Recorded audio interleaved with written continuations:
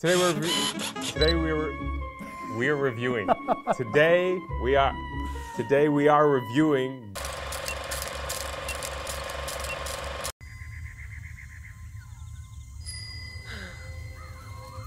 Where are you? Please don't take my children. Birdbox. Did we like it? Did we not? Initial reaction. Maybe. Full spoilers, by the way. Spoiler alert. If you haven't seen it by now, then what are you doing on the internet? What are you doing? Really? If the internet hasn't given it away as well. Yeah.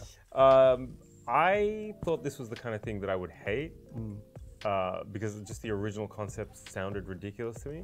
But then I had to watch it for the review. I mean, and it wasn't bad. Yeah, it wasn't bad. The concept is still ridiculous. It's still ridiculous. It's but the fact what they managed to pull off within the ridiculousness of the concept was pretty good. Yeah, that's true. And I think it's the first movie made entirely for the internet.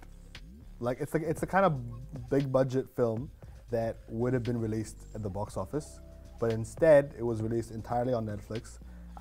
Apparently Netflix says that it's gotten 45 million viewers in the first in the first like few days, which is crazy.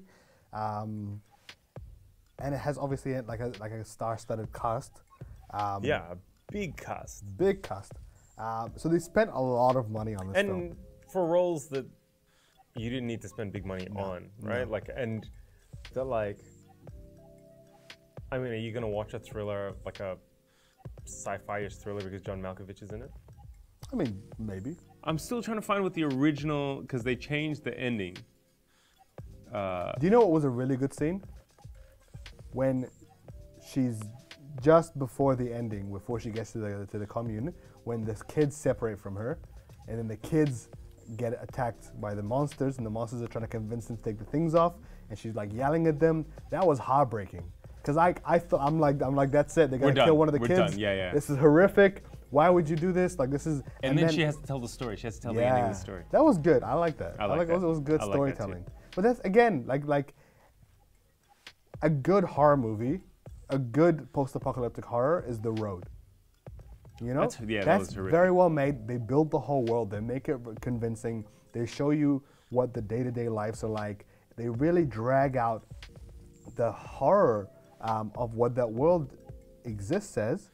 And then, so when things happen, they're a lot more real, a lot more visceral, and they're a lot more believable. What they should have done, what I would have wanted, is to have this entire Bird Box movie where it's just set in the first timeline, the one 5 years into the future, where they don't have to explain everything. They don't have to show you how it all started and like baby feed us information, just not all the information apparently. But that was the most gripping timeline, and the story and the characters. If only the characters of just her and those two kids were there for the entire movie, I would have been sold. It would have been a brilliant movie.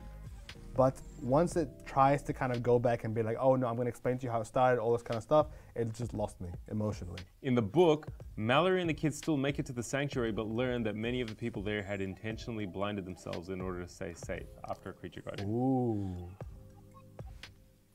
You know, I had that thought when I watched the ending. You wanted to poke your eyes out? Yeah. That's no, but I thought that maybe the characters had to do that, had to blind themselves. That would have been a much darker ending. I'm kind of glad, even though the ending was ridiculous and cheesy. It's what you needed at the end. I needed it because the movie was very dark. The one who played the girl, she was amazing. Broke my heart. She was amazing. So you were like the boy can go.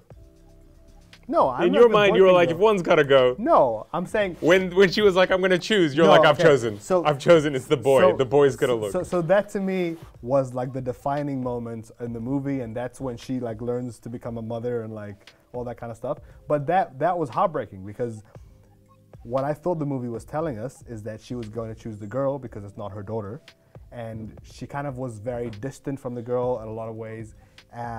So I thought that when the boy was like, oh, I'll go, I'll look, and she's like, no, I'm gonna get to choose, and she was gonna choose the girl. And so when she didn't, I was relieved. Like it was like that moment won me over in the movie. Final thoughts? It was a good watch. It was enjoyable. Fun to watch with people as well, right? Fun to watch with people. I think not that I did. I watched it alone at 3 a.m. Same. I watched it by myself. I could watch it with people. I was like this heaviness on my chest afterwards. Sandra Bullock, I think, is probably one of the only reasons that movie worked. I think she was amazing in it. She totally threw herself in there. Stern, emotionless white lady? Yes.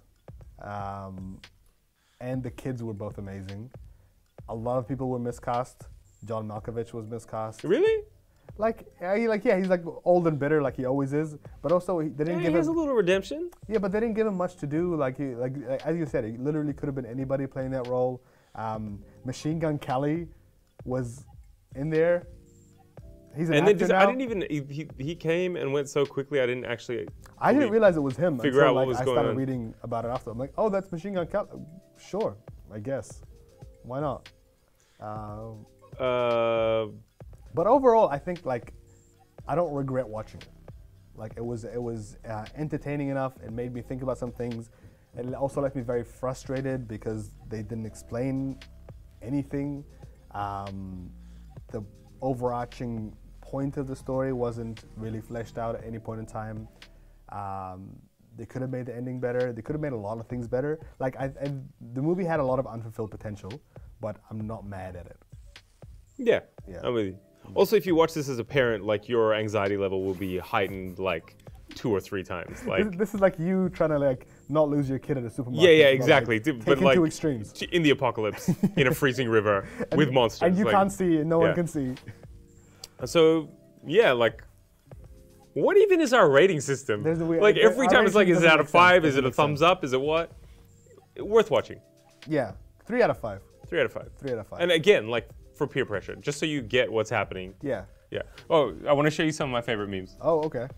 My New Year's resolution is that someone listens to this man in 2019.